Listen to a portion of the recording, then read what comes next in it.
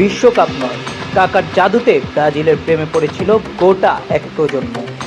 ফুটবলের ট্রফি বা বিশ্বকাপের দাপট দেখে সমর্থক হওয়াটাই চিরন্তন নিয়ম, কিন্তু ব্রাজিল ফুটবলের ইতিহাসে এমন একজন রাজপুত্রের আগমন ঘটেছিল, যিনি কোনো বিশ্বকাপ ট্রফি জেতানোর প্রধান নায়ক না হয়েও স্রেফ নিজের খেলা আর চোখ ধাঁধানো ব্যক্তিত্ব দিয়ে বিশ্বজুড়ে কোটি তরুণকে সেলেসাওদের চিরস্থায়ী ভক্ত বানিয়েছিলেন। তিনি আর কেউ নন, রিকার্দো কাকা।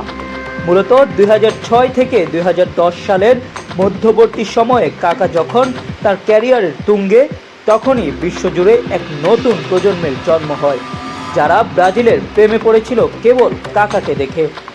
মাঠে বল পায়ে কাকার গতি আর নিখুঁত পাসিংয়ের মেলবন্ধন ছিল দেখার মতো।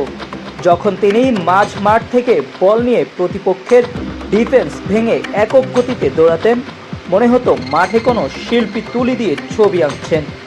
মাঠের এই জাদুর পাশাপাশি তার অফুরন্ত শান্ত স্বভাব, রেফারি ও প্রতিপক্ষের প্রতি সম্মান এবং চিরচেনা মিষ্টি হাসি ফুটবল প্রেমীদের হৃদয়ে এক আলাদা জায়গা তৈরি করেছিল। মাঠে স্লেজিং বা ফাউলের যুগেও কাকা ছিলেন ভদ্রলোকের খেলার শেষ প্রতীক।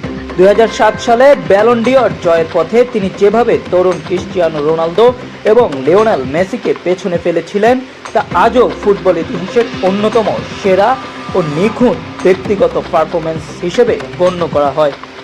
সে সময় যারা খেলা দেখা শুরু করেছিলেন তাদের অনেকের কাছেই ব্রাজিল মানি ছিল কাকা। কোনো রকম উগ্রতা বা মাঠের বাইরে বিতর্ক ছাড়া স্রেফ মাঠের রূপ দিয়ে তিনি ফুটবলকে এক নতুন রূপ দিয়েছিলেন। আজও বহু ফুটবল সমর্থক অকপটে স্বীকার করেন তারা ব্রাজিলের ট্রফি বা তার কাখ্যাতি দেখে নয়, বরং কাকা নামের সেই রাজপুত্রের প্রেমে পড়েই চিরদিনের জন্য হলুদ জার্সিটাকে মনে স্থান দিয়েছিলেন।